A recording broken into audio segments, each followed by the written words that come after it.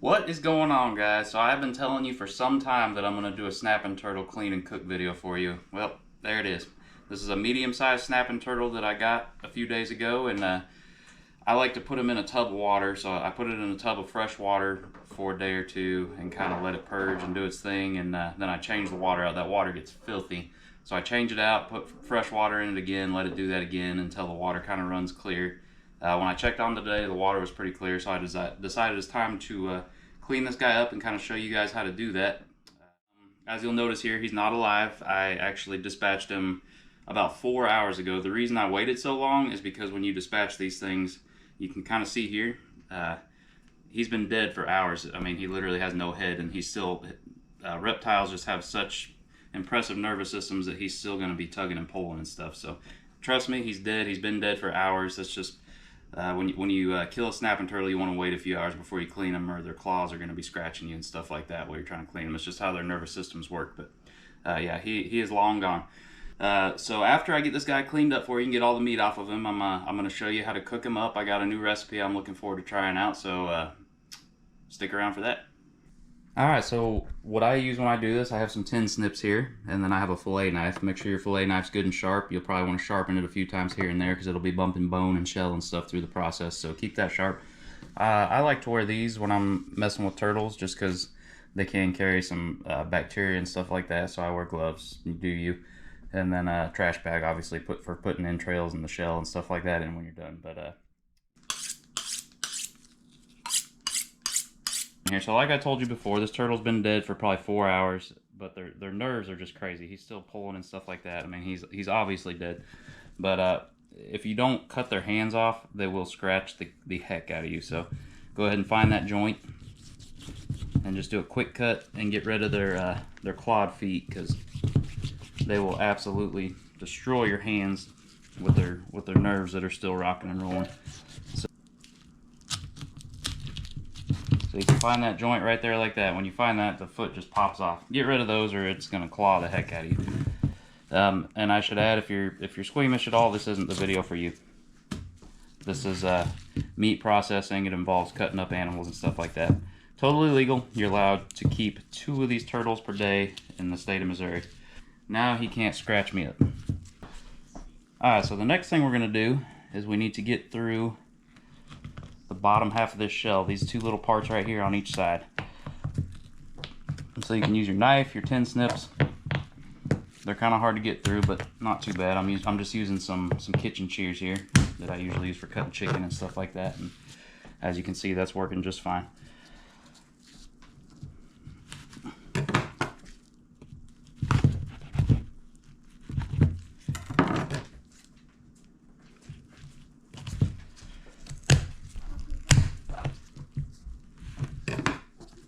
So now what you want to do is take your fillet knife and just run it right on the underside of the bottom half of this shell. Essentially, we're just going to fillet the bottom half of this shell out of here.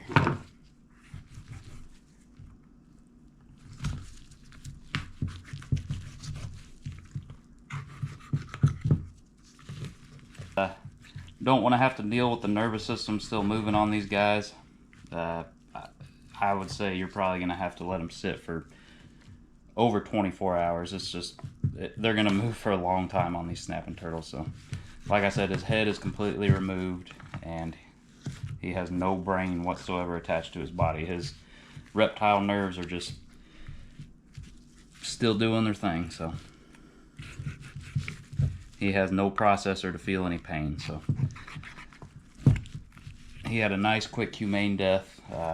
I dispatch them by removing their head very quickly. So I got that out. Now there's a little bit of meat on the underside of this. You don't want to lose that. You guys can see that I'm kind of filleting it off there. Especially on a medium-sized turtle like this. It's not a real big one. I don't want to lose any meat whatsoever.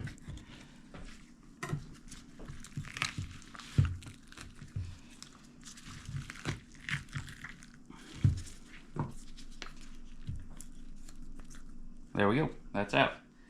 You can get rid of that. Now what we have to do, let me explain this first. So there's well, if you count the tail, there's 5 pieces of meat here that you're looking to get out. You have the front leg, the 2 front legs, the neck right here, and the 2 back legs, and then there's some tail meat that some people like to get on a turtle this size. I might be able to get down to here or so, but those are the main parts of meat, and then there's also some loins on the underside of the shell if you're into that kind of thing too. So we're just going to take our fillet knife, just like you would a squirrel or a deer or anything else.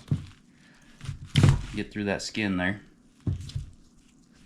and you're just going to skin these legs just like you would anything else.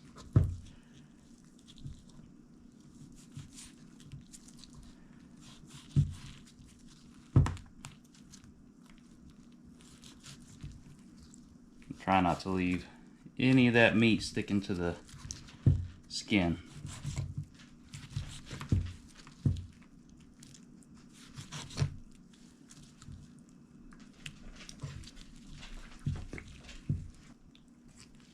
Alright, once you get this front shoulder skinned and most of the way cut out of there, there's going to be a bone down here that's kind of attached to the top of the shell next to the neck. You kind of just have to make do. You can take your knife, get down there at this angle, and work your way around that like that.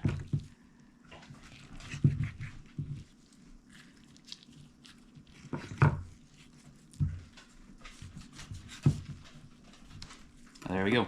There's that bone that sticks to the front of the shell. You just kind of have to cut around that. Alright, so there's that front shoulder. I trimmed it up a little bit. And as you can see, once you get it trimmed up and stuff, it is some pretty good looking stuff. So I have this bowl right here. I'm just going to put my finished meat right there. And we're going to work on filling this bowl up here. I'm going to get this other front shoulder done. I'll fast forward through that. I'm not trying to bore you guys. So you saw how to do the first one. I won't make you watch the second. Alright, there's my second shoulder and arm. You guys can see there's a pretty good amount of meat on those. So, and those are the front ones. The back ones are a little bigger, I think. Alright, so the back legs are going to be very similar to the shoulders. You're going to cut through this skin just like you did on the front ones and just like you would on a rabbit or a squirrel or something like that. Or deer for that matter. Get through that skin and then you're just undressing it just like the front.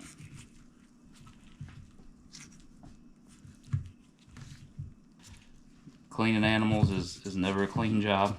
And normally I do this outside, but it is 100 degrees outside today, and I don't really want to expose this meat to that temperature, so I put a tarp down on the counter, and we're doing it inside.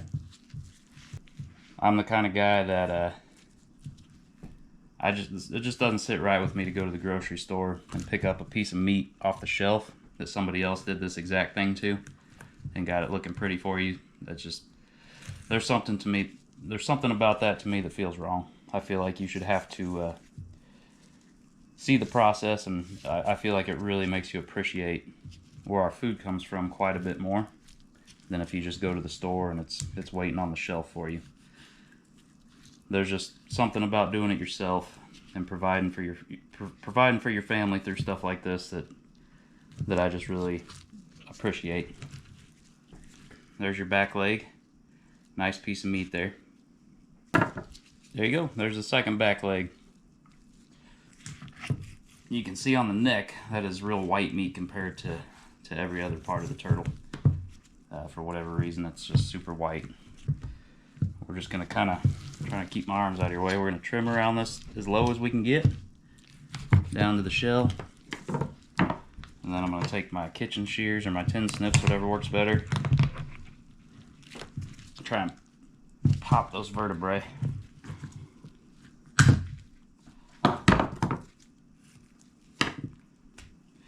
There we go, guys. There's the big piece of neck meat. Easy as that. There's what we got in our bowl so far. There's well over a pound of meat there on this medium snapping turtle. This isn't even a real giant one. So this is the underside of the shell. Just like any animal, there's 2 back straps, I guess you could call them, on a turtle. They run under the shell here. You can see that there's, I don't know if you call these ribs or what they are on a turtle, but what you need to do if you want to get to those, and I've actually never got to them, I just recently learned that these are even here, but you have to trim these out of your way. In my case, I'm using kitchen shears.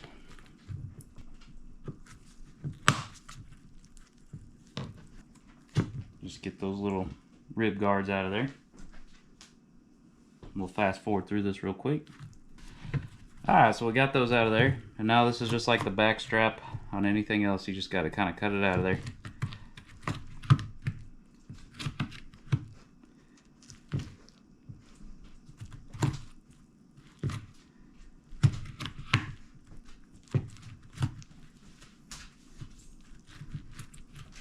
Not a huge amount of meat in there, but I don't like to waste anything, so we might as well take the 2 minutes that it takes to get it out of there. On a bigger snapping turtle, there'd be quite a bit more, obviously, but it's probably worth your time to get that. I'll get this other side out of there. Alright guys, so there's a couple different things you can do next to get these bones out. You can boil the meat until it falls off the bone, which I don't think I want to do that. I think that'll reduce too much of the flavor when it's in the water.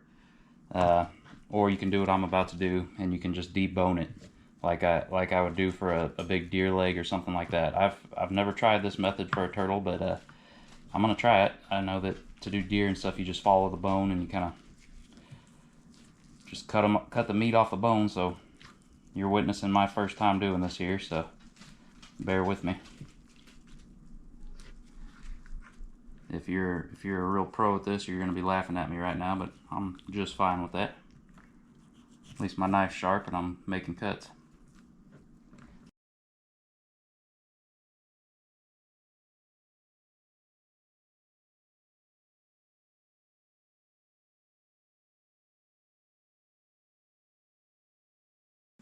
Alright, so there's a front shoulder. You can see I got most of the meat off of that. It's kind of hard to get it off those little toe bones and stuff, but I cleaned that up pretty good, and I got a pretty good amount of meat there, so we will get rid of that. There you go, guys. That's quite a bit of meat there I got off that turtle. That entire bowl is full, so pretty happy with what we see there. What I'm going to do is just let it soak overnight in the fridge and drain that water off tomorrow and make something awesome with it. So stick around for that portion of the video. Alright everybody, it is the next day. This turtle meat has soaked overnight. I got a little bit more blood out of there. We're going to go ahead and drain this and try and get all the moisture off of it while we prep the rest of our ingredients. We'll just kind of let this sit here and drain and dry off a little bit while we prep the rest of our stuff. Alright guys, well that turtle meat's draining. I'm going to go ahead and start prepping some of the ingredients. Smash those up. I'll try and keep the prepping pretty brief since most of you probably know how to do this stuff, but I'll show you brief segments of it. Smash that open and then just chop that up. However coarse you want to do it, or fine, or however you like your garlic. That's about how I like mine. I like bigger pieces, so that'll go in just like that. Alright, while I'm prepping those ingredients, I'm going to go ahead and get this pot heating up with some olive oil in it, and you guys will see why here in a minute. So that's going on over here while I'll be over here prepping these ingredients.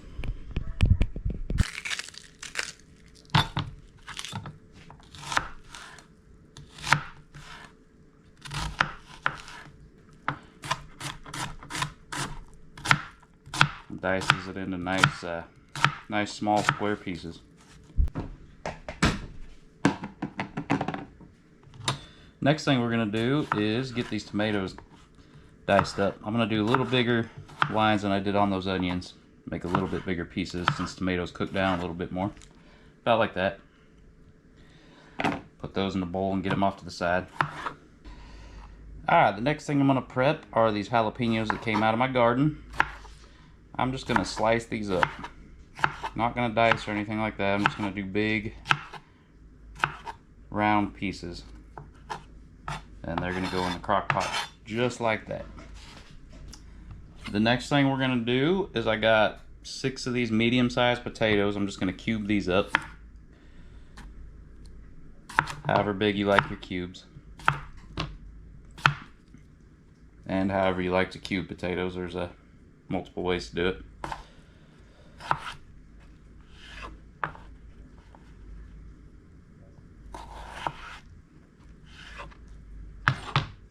About like that. Should be perfect. So I've had that turtle meat over there in the strainer draining for quite some time now, so it's most of that moisture that it's been soaking in all night is off of it. You can remember from earlier in the video I deboned all this meat, so there's no bones in this. What I'm going to do now is just take my knife and cut it up into manageable pieces to put in this stew that I'm making. So I'm going to get that done to all this meat, and I'll get back with you guys. That's a pretty good amount of meat. That was not a real big turtle, so I'm pretty impressed with the amount of meat I got off that medium-sized snapping turtle. So like I said, I've got this pot over here with olive oil in it. It's nice and hot. I've been having that heat up while I've been prepping these ingredients. So the next thing we're going to do is put the onions, the garlic, and the turtle meat in this pot.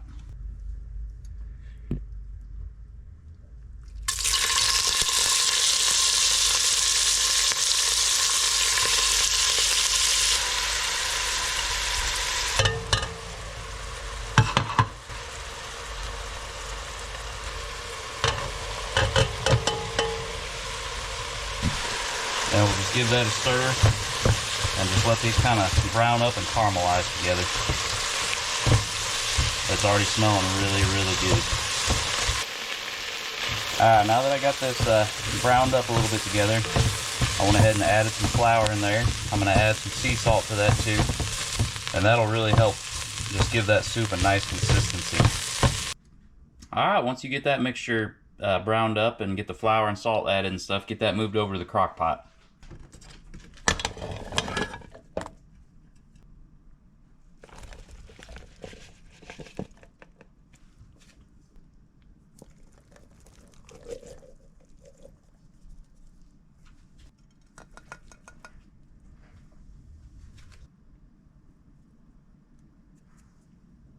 Next thing we're going to do is we're just going to take some water, or you can use chicken stock if you want, or whatever you want for this, and we are just going to fill this up to about where the ingredients lines in.